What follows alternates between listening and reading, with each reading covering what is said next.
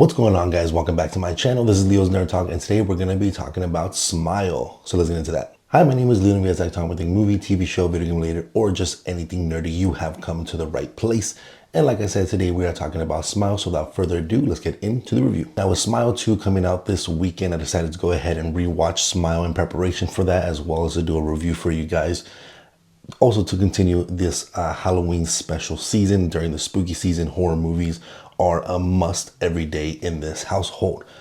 But with that being said, let's go ahead and get into Smile. And I'm gonna be honest, I remember when this first was getting announced and dropping, and you're seeing all the marketing and stuff like that. Like, I just remember everywhere you'll go on social media, places, commercials, you'll see random people just smiling. Like, I remember even watching like baseball games, and there's people be in the audience just smiling. And the marketing was done very, very well for this movie. But the trailer itself never really captured me. It seemed like this was going to be a very cheesy movie. And that's what I was worried about, because a lot of people were giving it some hype, for early reactions and things like that. And then all this great marketing. You walk into this movie hoping that it's going to be a great horror film, but I wasn't expecting much out of it. However, I absolutely love this movie. The first time I watched it in theaters and rewatching it today, I still thoroughly enjoyed it. But with that being said, let's go ahead and get into our pros. And start with the pros. I absolutely love the setup of this movie. I love what they're trying to explore here. I just love this idea. I think it is very ingenious. I think it's very creepy and satisfying, and going through this roller coaster with our main character here, I think is an amazing story. I love the directing. I love the style, the shot choices. There's so many things that are very deliberate about it to make you feel like you're losing your mind alongside with our main character here. And speaking of our main character, I think she does a fantastic job switching up from being this psychiatrist. That there, you can tell there is some sort of like trauma behind her eyes. Obviously in the movie, you see very early on that she experienced seeing her mother kind of commit suicide by taking a couple of too many pills. And that's kind of followed her throughout her entire life, and her becoming a psychiatrist and trying to help other people through trauma like that. And I just love the switch up after the first suicide that transfers this smile demon or evil entity to her, how she comes from this person that's kind of sane and slowly starting to fall into madness.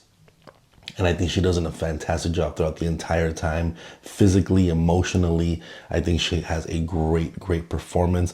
And on side with her, we have Kyle Gardner, who I think does an amazing performance, as well as kind of being like a ex-boyfriend, maybe ex-husband. They don't go too far into what their full relationship was. You gather that they were together at one point. And I absolutely love Kyle Gardner as an actor as well. I think he does fantastic in every movie that he's ever been in. And he does very great in this movie too, to being kind of the supporter to her. Our main character, she has a new fiance that, treats her like she's going crazy.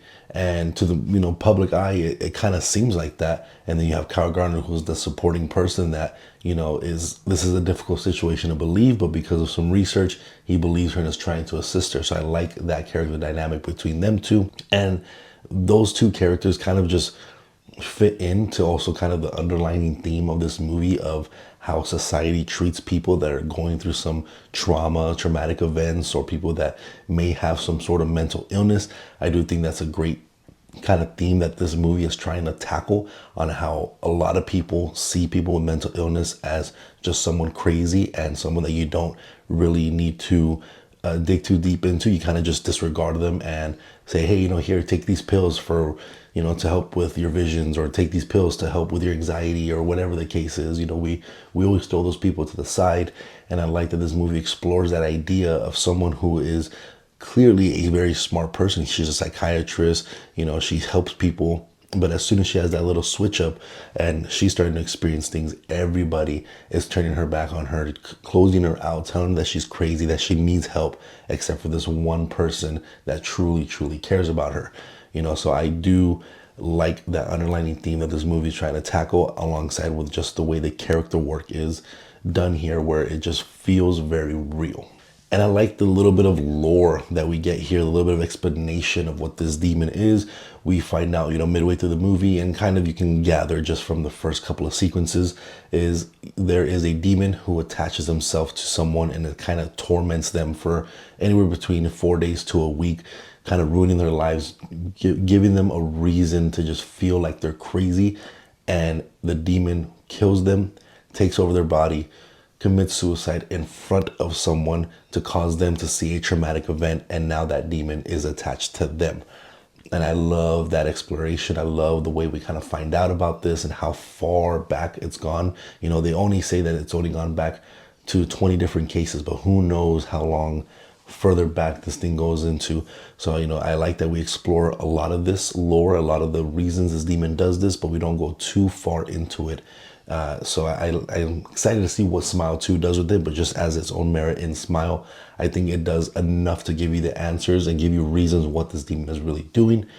And when it comes to the demon, obviously the movie is called Smile, so you see all these characters smiling. I love the way they do it. It's not done by CGI. It's not some crazy creature design or demon design. It is literally just a regular person smiling, but there's something so off-putting about it, so ominous, so creepy, where you feel the intensity of that smile. You feel the like they're trying to harm you. I love that choice that they decided to do natural smiles of these actors and actresses, because it's something that we see on a daily basis, something that's supposed to be friendly and inviting, but they twist it in a way where it's some of the creepiest imagery you see in a movie. And I think that was the one thing I was most worried about walking into this movie was, is the smile going to be so too cheesy? Is it not going to work? And I think it is one of the most effective creep factors of this movie, and one of the most effective just look and kind of demon that you'll see throughout the entire movie and throughout, horror in general. So I think the smile is very, very effective. And I also like that our characters are smart enough to figure things out. It doesn't feel like they figured it out just out of the blue. There's some research done here. There's actually a clear step-by-step of how they figure some of the things out. And once, our main character starts to realize what she could do to try to end the cycle, you have a very creepy and fun ending sequence within this house that she used to live in, and you get a little bit more explanation of this girl's kind of life and at what actually happened with her and her mother. With taking all these pills, there was a little bit of regret that we find out about what happened there and how she could have helped her mother, but she kind of decided not to. And then you get the big reveal of kind of what this demon really looks like. And at first, you kind of get lost a little bit, because it just kind of takes a very tall formation of what her mother kind of looks like, and you kind of get lost in that thing because it doesn't look that good. It doesn't look scary. It doesn't look like something that you would be afraid of.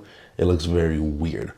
But then you get the full reveal of what this thing really looks like, or at least what it's trying to portray, what it looks like when it rips its face open and you have these like 5, 6, 7 jaws and all these lines and rows of teeth.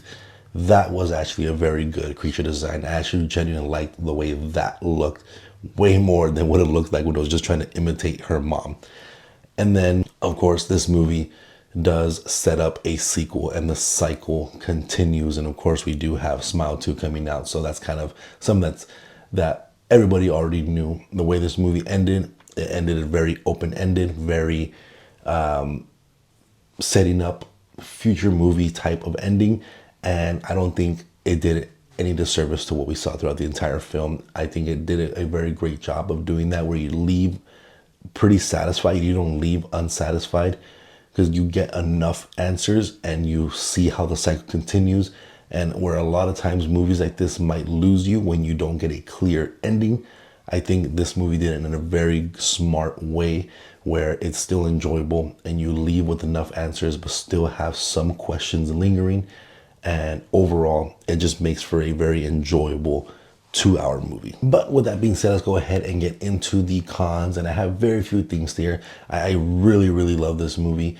A couple of things. Some of the characters, like, the main character's fiance or her boss, sometimes they feel a little unrealistic in terms of how easily they come to the conclusion that this person is not doing well. They don't even try to help. Like, even from the beginning, like, you feel there's like some sort of, I don't know, some resentment maybe from the fiance, where just right off the bat he just seems like he doesn't care, he doesn't want to help, he's not trying to help, he's trying to kind of get away from the situation and trying to find like an easy way out of this relationship.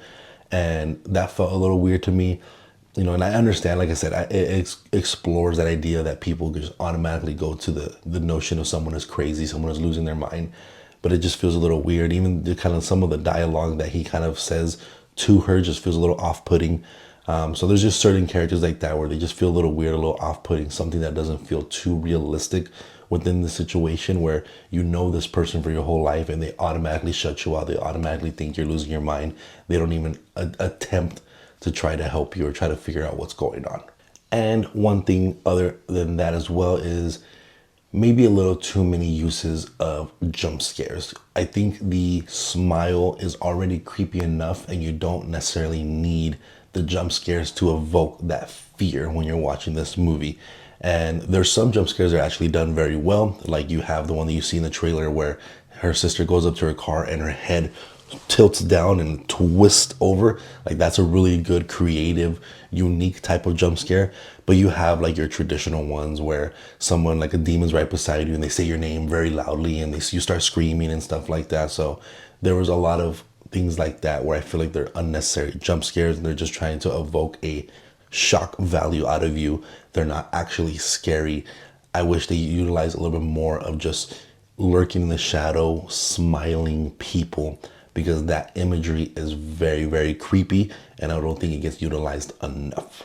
But that's going to be it for this one, guys. Let me know what you guys think about Smile in the comment section down below. Share your excitement for Smile 2 as well. But again, if you guys like Time with Think movie, TV show, or video game related, make sure to hit that like and subscribe, and I'll see you guys on the next video. Thank you.